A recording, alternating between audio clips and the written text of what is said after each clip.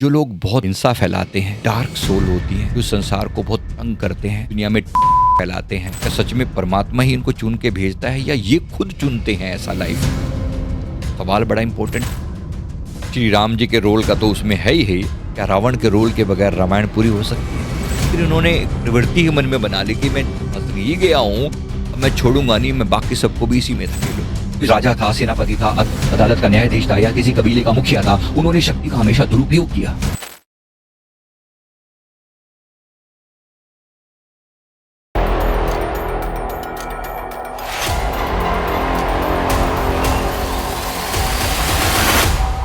लोग एक सवाल करते हैं कि जो लोग बहुत हिंसा फैलाते हैं, डार्क सोल होती हैं, जो संसार को बहुत तंग करते हैं, दुनिया में फैलाते हैं, ऐसी जो लोग होते हैं, क्या इनका कोई पास्ट लाइफ होता है? क्या परमात्मा इनको इस धरती पर किसी कारण से भेजता है? जैसे रावण का क्या रोल था, कंस का क्या रोल था? क्या सच में परमात्मा ही इनको चुन के भेजता है या ये खुद चुनते हैं ऐसा लाइफ? सवाल बड़ा इंपॉर्टेंट है। परमात्मा चुन के भेजता है या ये खुद चुनते हैं, या अगर ऐसा ये चुनते हैं तो परमात्मा ने रोकता क्यों नहीं? सवाल बड़ा इंपॉर्टेंट है, इसलिए इसका जवाब यहां पर मैं दे रहा हूं। सेल्फ अवेकनिंग मिशन से संजीव मलिक, मैं पास्ट लाइफ रिग्रेशन थेरेपिस्ट हूं और अब तक 1000 से ज्यादा लोगों का पास्ट लाइफ रिग्रेशन किया है। उसके बेसिस पे आपको अपनी स्टडी के हिसाब से बता रहा हूं कि ये क्या, इस प्रकार से ऐसी घटना घटती है। जब भी कोई ऐसी हिंसक घटना घटती है तो इसके पीछे सवाल पैदा होते हैं कि लोगों की टेंडेंसी क्या होती है, प्रकृति इनको भेजती है क्या? इस तरह के दुनिया में जो फैलाने वाले जो लोग होते हैं, ये कैसे क्यों पैदा होते हैं? तो इसके पीछे मैं 2-3 बातें समझा दूं। पहली बात, कुछ आत्माओं का लिए रोल तय होता है प्रकृति में। जब रामायण की पटकथा लिखी गई होगी, कहानी लिखी गई होगी, क्या रामायण श्री राम जी के रोल का तो उसमें है ही, क्या रावण के रोल के बगैर रामायण पूरी हो सकती है? अगर रावण ना होता तो रामायण की कहानी कैसी होती?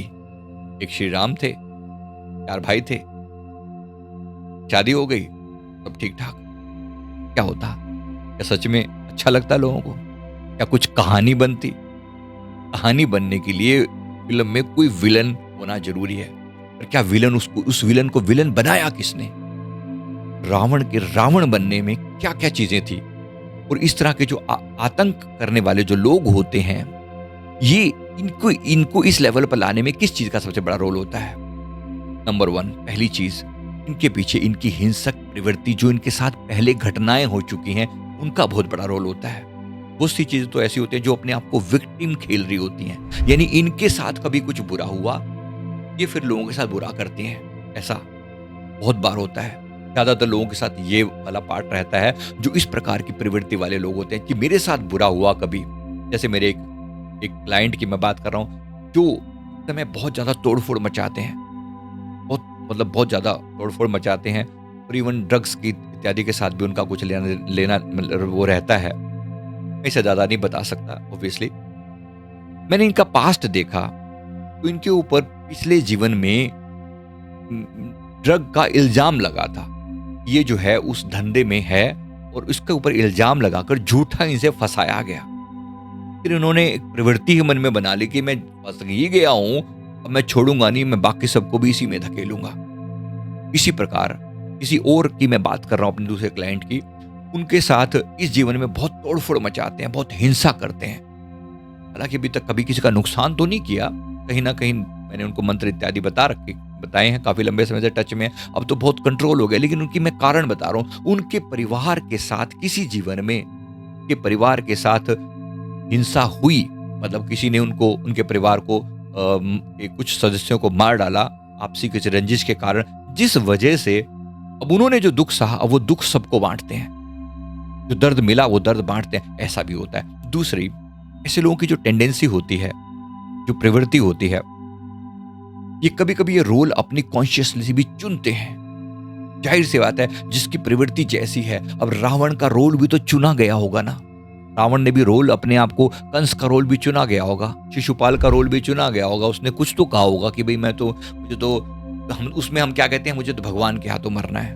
चलो भगवान के हाथों मरने वाली बात। और ये जो लोग संसार में जो इस तरह का जो हिंसा फैलाते हैं, इस तरह के अत्याचार करते हैं, ये अब इनको तो कोई ऐसा भगवान राम मारने नहीं आ रहे कि चलो उन्होंने तो सोचा होगा कि मेरे भगवान के हाथों मेरी मृत्यु होगी तो मैं इसलिए हिंसा ज्यादा करूं और अंत में भगवान मुझे मार डालेंगे तो मेरी मुक्ति हो जाएगी। अब संसार में इनके साथ तो ऐसा नहीं है, बट कहीं ना कहीं इनके पीछे भी कारण वैसा ही है। जैसे इनको कहीं ना कहीं 72 हूरों का लालच जरूर दिया गया है ना?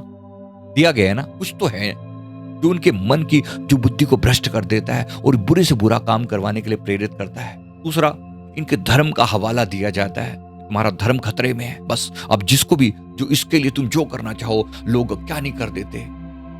तरह से इनकी प्रवृत्ति को, इनकी उस मानसिकता को और बढ़ाने वाले लोग बैठे हैं जो उनके आका हैं, उन्हें कंट्रोल करना जानते हैं। इसके साथ साथ कभी कभी ऐसा भी होता है, जैसे मैंने कहा, जो आत्माएं जो है ना वो अपना रोल चुनती हैं।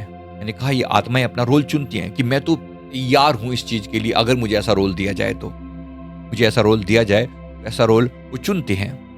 तो ये भी होता है। प्रकृति, परमात्मा भी कभी चुनता है, यूनिवर्स भी। अब कहीं ना कहीं एक वॉइड है, एक खाली स्थान है, कोई रोल प्ले करना है, कोई तो आएगा। चलिए, नेगेटिव टेंडेंसी अपने आप खींची चली आती हैं उस चीज की तरफ, रोल की तरफ खींची चली आती हैं। अब किसी की शक्ल ही परमात्मा ने फॉर एग्जांपल विलेन जैसी बनाई है, ऐसे कई हीरोज के बाद आपने सुना होगा ना, जो मतलब जो बंदे ठीक ठाक हैं, जो एक्टर हैं, लेकिन उन्होंने कहा कि मेरी शक्ल ही विलेन जैसी है तो फिर मैं क्या करूं।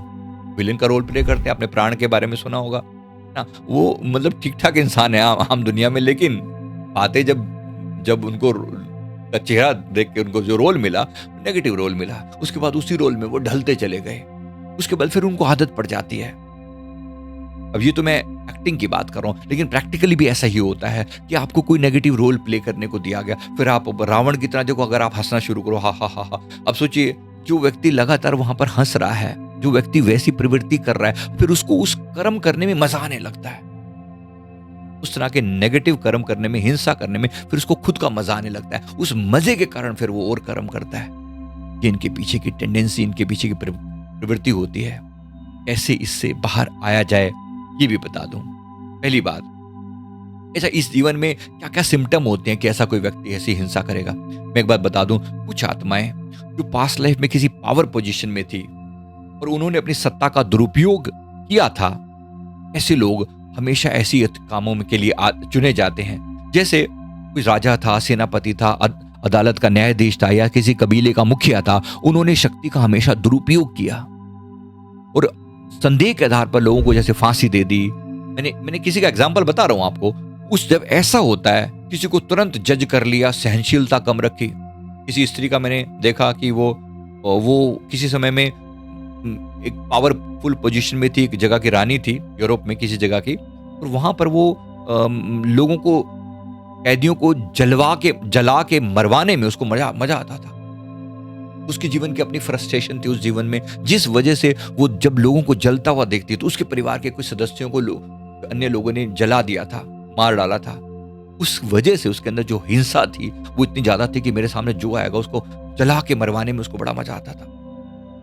ऐसी भी टेंडेंसी देखी गई। तो मैं क्या कहना चाह रहा हूं, ऐसे लोगों की जो प्रवृत्ति बन जाती है, उससे बाहर लाने का उपाय प्रकृति को फिर करना पड़ता है।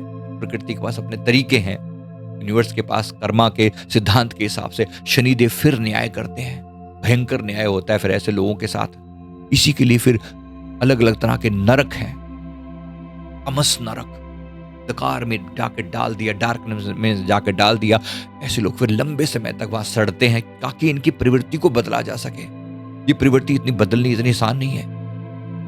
अगर ये खुद से अपने अंदर अपने आप को थोड़ा सा पर चेंज लाने का प्रयास करें तो पर किया जा सकता है। अगर इनके ऊपर कोई काम करे, जैसे मैं बात करता हूं, हिटलर को हिटलर बनाया किसने? पीछे से वो हिटलर आया था या शुरू से भी हिटलर सबको मारता था? नहीं, ऐसा नहीं है। बचपन में होते हुए जो जुल्म देखे उसने हिटलर को हिटलर बनाया। मैं जस्टिफाई नहीं कर रहा हूं उसको, मैं सिर्फ बता रहा हूं, कारण बता रहा हूं। इस प्रकार से जो उसके साथ जो हुआ वो भी, प्लस उसकी प्रवृत्ति को भड़काने वाले लोग, तो जितना इन लोगों का दोष होता है, इनको भड़काने वाले लोगों का उतना ही दोष होता है।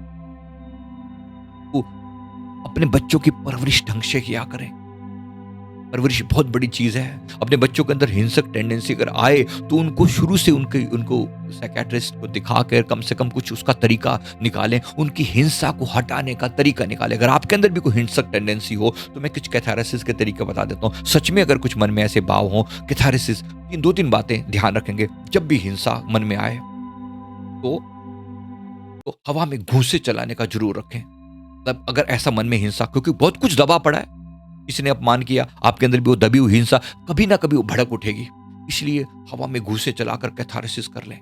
कभी किसी पर गुस्सा आ रहा है ना, अब फिजिकली कुछ कह नहीं सकते, मैं उनको बोलता हूँ अगर क्या करो, अपने सिर पर एक बड़ा सा डस्टबिन जैसा बड़ी सी बाल्टी डाल लो। उदाहरण से बता रहा हूँ, कुछ बुरा मत समझना, अर्थ केवल इतना सा है, तो जितनी मर्जी गालियां देनी है दो, किसी को आप कुछ नहीं कह रहे, लेकिन उसके अंदर गालियां दे रहे हो, जितना चिल्ला सकते हो चिल्ला लो। अंदर जो हिंसा की प्रवृत्ति भरी पड़ी है ना, उसको निकाल लो। नहीं निकलेगी तो आपको तुम नुकसान पहुंचाएगी। इसी तरह से आप किसी बात पे गुस्सा आ रहा है, सॉफ्टली कुछ करना है, तो अपने मन में जितने भी बुरे भाव है ना, उसको पेपर पे लिखो। मुझे इसके प्रति इतना गुस्सा आ रहा है, व्यक्ति ने ऐसा किया, वैसा किया, वैसा किया, वैसा किया, वैसा किया, और उस कागज को लिया और आपने बाद में जला दिया। सारी चीजों को लिखो। अवचेतन के अंदर कोई चीज जगह ना बना ले, अवचेतन के अंदर कोई चीज गहरी ना उतर जाए। अगर उतर गई तो आपका बहुत नुकसान करेगी। समझ गए होंगे मैं क्या कहना चाह रहा हूं। तो इस प्रकार से अपनी टेंडेंसीज पर काम करो, और अगर सच में आप करना ही कुछ चाहते हो तो मेडिटेशन करो, जाप करो, गुरु की शरण में जाओ। गुरु सुधारते हैं, अपनी अंतरात्मा को उज्जवल बनाते हैं। जन्मों जन्मों तक मेरे गुरुदेव ने मुझे संवारा, जितना उनसे हो पड़ा। हालांकि मेरे में कमियां हैं, लेकिन गुरुदेव के संवारने में कोई कमी नहीं। उन्होंने हर प्रयास किया है सुधारने का, संवारने का। ऐसे कोई सदगुरु मिल जाए तो आत्मा का कल्याण हो जाए। गुरु हो तो जरूर गुरु की शरण में जाकर आत्मा के कल्याण का प्रयास करना, ताकि इन हिंसक टेंडेंसी से बचा जा सके और अपनी आत्मा को सुधार की तरफ ले जाया जा सके। उम्मीद करता हूँ वीडियो जरूर अच्छा लगा होगा। वीडियो को लाइक करें, कमेंट करें, चैनल को जरूर सब्सक्राइब कर लें। Thank you very much.